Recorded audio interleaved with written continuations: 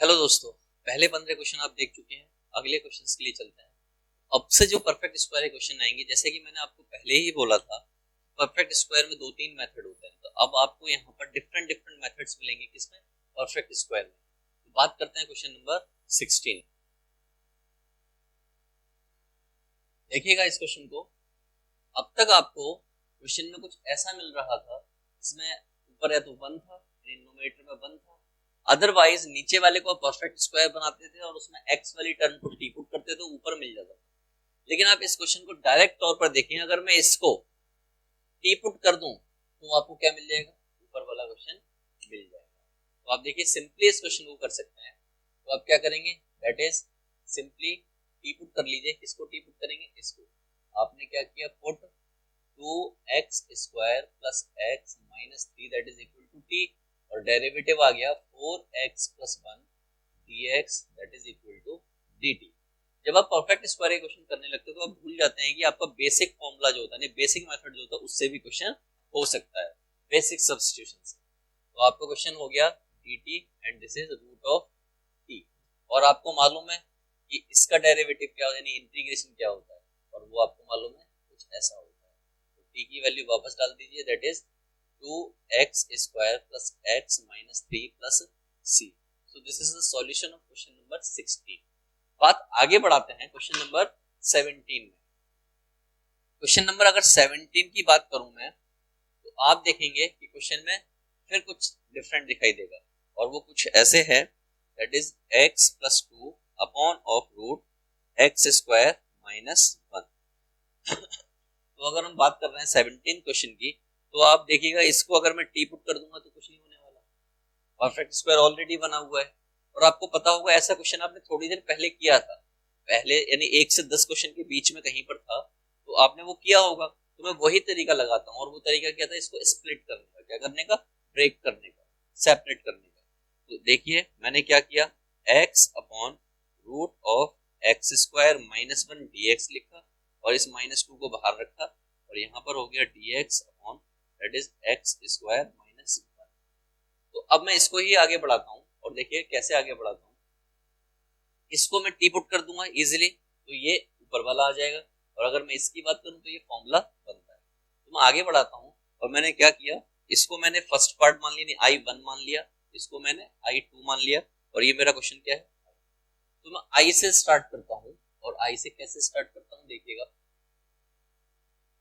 I1 की बात करूं तो I1 जो है आपका कुछ ऐसा है, that is x square minus 1 dx।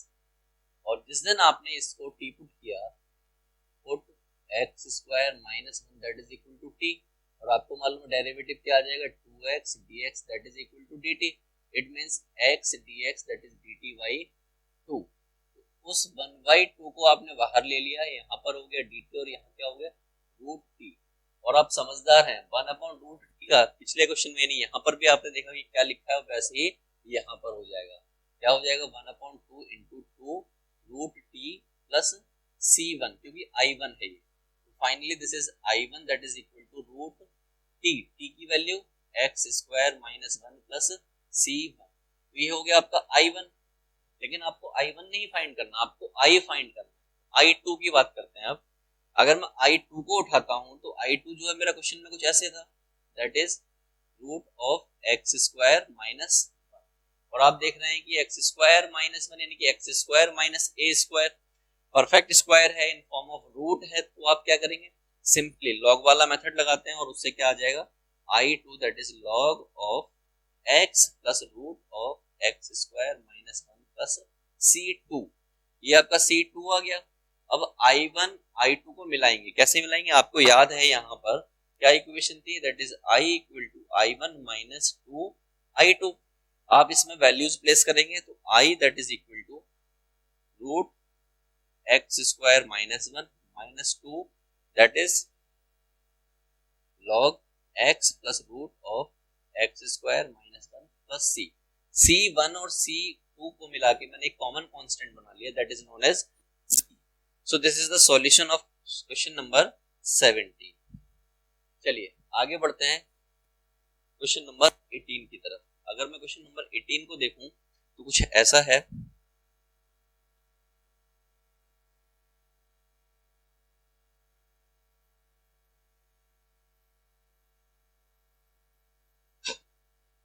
Is 5x minus 2 upon of 1 plus 2x plus 3x square. यहां से परफेक्ट स्क्वायर का मेथड थोड़ा चेंज होगा और देखिएगा कैसे करते हैं।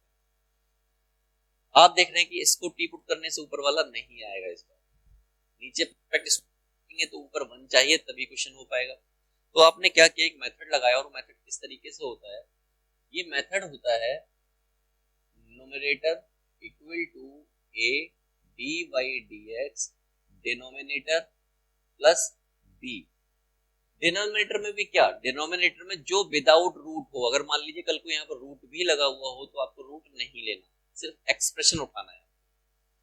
तो रखते हैं, देखिए न्यूमरेटर क्या है आपका 5x minus 2 a dy dx denominator that is 3x square plus 2x plus 1 plus b।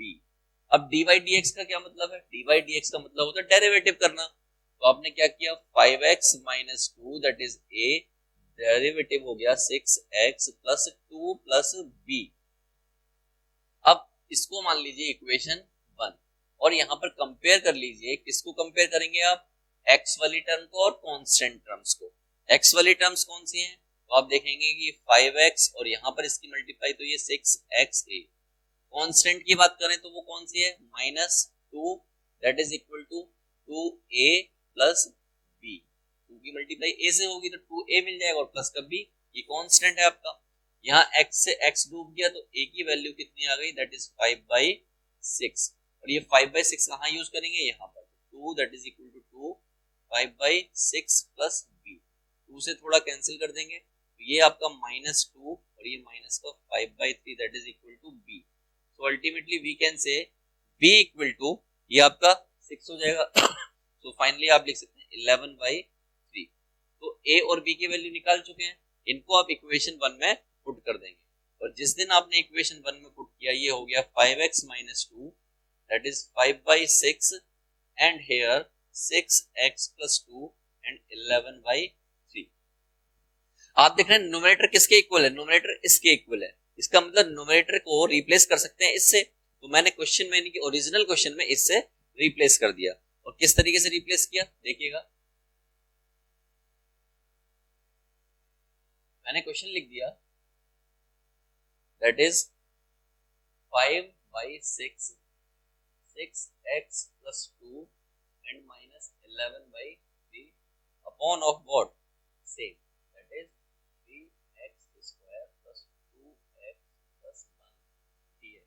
अब क्वेश्चन को आप सेपरेट करेंगे, और सेपरेट कैसे करेंगे देखिएगा, ये 5/6 आ गया बाहर, ये आपने लिख दिया 6x plus 2 upon of 3x square plus 2x plus 1 and here 11/3 आ गया बाहर, और ये आपका बचा dx 3x square plus 2x plus 1। तो सिंपली आप क्या कर सकते हैं, सिंपली इसको अब I1 मानिए और इसको I2 मानिए, और यहाँ पे एक इक्वेशन जनरेट हो गई, और वो इक्वेशन क्या है, that is I equal to 5/6 I1 minus 11/3 I2। और आपको I1 और I2 निकाल के इस इक्वेशन में प्लेस करने हैं। तो आप क्या करेंगे, लेट I1 से स्टार्ट करते हैं, और I1 क्या है हमारा, that is 6x plus 2 dx and here 3x square 2x plus 1। और जिस दिन आप इसको पुट करेंगे आपका ऊपर वाला आ जाएगा। तो आपने पुट किया किसको, 3x square plus 2x plus 1 को अगर टी पुट किया तो आपका डेरिवेटिव आ गया 6x plus 2 dx equals to dt।